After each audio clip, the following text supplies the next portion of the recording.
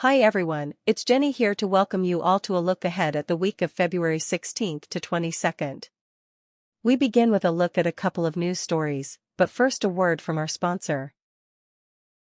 We invite you to plan now to come embrace the fun at Bryden Farm, where the tea is always on and the coffee's not far behind. Call ahead though, you can reach us at 90290707770.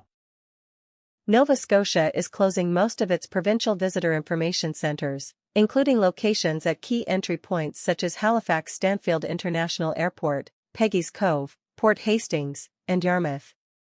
Only Amherst, near the New Brunswick border, will remain open, and it will operate on a seasonal basis.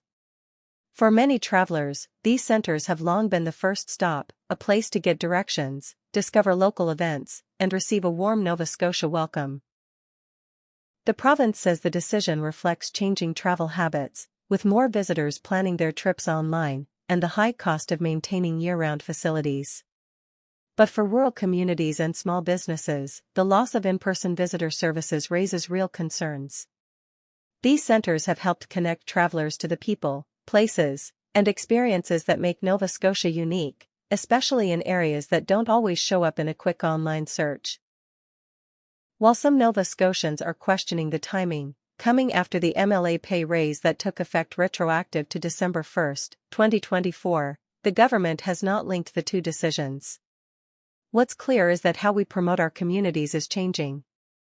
Even without these physical locations, the need to share local stories, highlight events, and support small businesses remains as strong as ever. At Country Air Radio, the commitment is to keep doing exactly that. Promoting community events free of charge, offering affordable advertising for local businesses, and helping nonprofits and community groups raise much-needed funds by working together with those businesses. Visitor centers may be closing, but the connection between people and community doesn't have to. One of the things that has drawn people to Nova Scotia for decades is our wildlife. Now, recent changes in Nova Scotia's Department of Natural Resources have sparked concern among hunters, conservationists, and local observers. The Wildlife Division is being renamed Integrated Resources Planning and grouped with Integrated Resource Management, Land Administration, and Surveys and Research under a new Land Strategy and Planning branch. Critics say this effectively makes wildlife disappear as an independent voice in provincial decision-making. Some see the move as part of a broader push for financial self-reliance, given the province's heavy reliance on federal funding, much of it sourced from Alberta. Proponents argue lifting restrictions on natural resource use could help reduce dependence on outside funds. However, others warn this shift risks tipping the balance too far, prioritizing exploitation over conservation. Hunters and conservationists stress they champion balance, not a scorched earth approach. As one local observer explained, "We're not tree huggers, but we prefer to walk around a tree rather than cut it down to get where we are going." Concerns also include government spending habits, which some say could worsen fiscal pressures even as natural resource policies push toward aggressive use. The restructuring highlights a difficult challenge for Nova Scotia. Managing natural resources responsibly while addressing economic pressures and long-term sustainability. Hunters and conservationists say they will continue to watch closely, advocating for strategies that prioritize both responsible use and environmental stewardship. This has been Jenny with a look ahead at a couple of local news stories we found interesting this week. Now for a look ahead at your community events with Michelle. Here's a look ahead at community events from February 23rd to March 1st, 2026. In two parts. On Monday, February 23rd, the town of Wolfville is hosting soups and sides at the Wolfville Farmers Market from 5 p.m. to 6:30 p.m. This free event celebrates African Heritage Month and features a poster series created by Acadia students highlighting the lives and legacy of people who made a significant impact on this province. Drop in for some delicious food and community connection.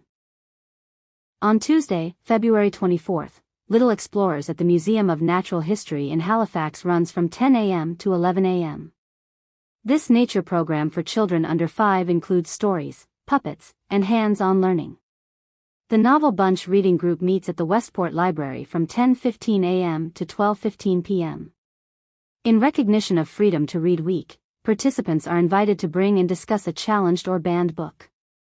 Cozy letter writing evenings take place at Rosefinch Mercantile and Tea Room from 6 p.m. to 8 p.m. Enjoy tea, sweets, and a relaxed space to write letters or postcards. Indoor walking is happening at Digby Regional High School and St. Mary's Bay Academy from 6 p.m. to 7 p.m.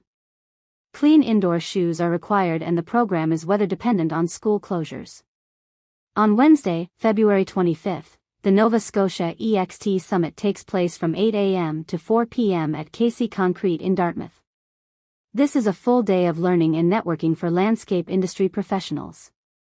At 9:30 a.m., the Royal Canadian Legion in Kentville is hosting a Veterans and First Responders Coffee Social. All veterans and first responders are welcome and there is no charge. At noon, Tides Art Gallery in Kentville presents a midday artist talk with Liz Bateman discussing her collection Undercurrent. Throughout the day, the MacDonald Museum features What to Read Wednesday, highlighting the book Birchtown and the Black Loyalists. West Hants Parks and Recreation is offering Sensory Turf Time, a welcoming drop-in program for all ages and abilities. Here's a look ahead at community events from February 26th to March 1st. Thursday, Art Hive Open Studio runs at St. Francis Church Hall in Wolfville from 2 p.m. to 5 p.m. This is a free, supported creative space with supplies provided for all ages and abilities. Indoor walking continues at Digby Regional High School and St. Mary's Bay Academy from 6 p.m. to 7 p.m. At 6:30 p.m., Barrington Paint Night with and takes place at the Barrington Lions Hall. The cost is $35 and no experience is required. On Friday, February 27th, Girls' Night Out comes to King's Theatre in Annapolis Royal. This all-female comedy night features Elvira Kurt and a lineup of award-winning comedians. You can also enter for a chance to win free tickets. Winter Warmers, a one-act play festival, runs Friday and Saturday with an evening of intimate, community-centered theater. Saturday, February 28th is a busy day. The African Heritage Month Gala takes place at the Greenville Community Center. Tickets are $35 per person with tables of 8 available. The tail-end party for the Nova Scotia Lobster Crawl happens at Shipwright Brewing Company in Lunenburg from 1:30 p.m. to 3:30 p.m., featuring local food, drinks, and special guests. It is also the application deadline for the Nova Scotia Art and Craft Show. Artists and makers can apply online for the show happening in November at the Cedar Event Center in Halifax. First aid and CPR training is offered at the Bridgetown Motor Inn with 1-day and 2-day course options. And you can get creative at 7 Arts with the Wildflower Acrylic Craft Sampler. This workshop is for ages 14 and up and all supplies are included. On Sunday, March 1st, there will be a Wrap Pie, chili, and bake sale fundraiser in support of local athletes heading to nationals in Calgary. That Wrap Pie sounds good. Enjoy your week, everyone, and remember to post your events on our classifieds at countryairradio.com. Chris here with a look ahead at the weather. Tonight, February 22nd, will be clear to start, with cloud rolling in after midnight and a northeast wind developing. The low drops to -7, with a wind chill near -14. Monday is the big weather story. Cloudy with snow at times, heavy and blowing snow beginning late in the morning. Around 15 centimeters through the day, with another 5 to 10 Monday night. Winds will ramp up from the east, becoming northeast at 40 km per hour, gusting to 70. And up to 90 in exposed areas, giving reduced visibility and difficult travel. The temperature holds near -3, with a wind chill close to -14. Tuesday stays windy and colder, with cloudy skies and a 60% chance of flurries. High -2, low -6.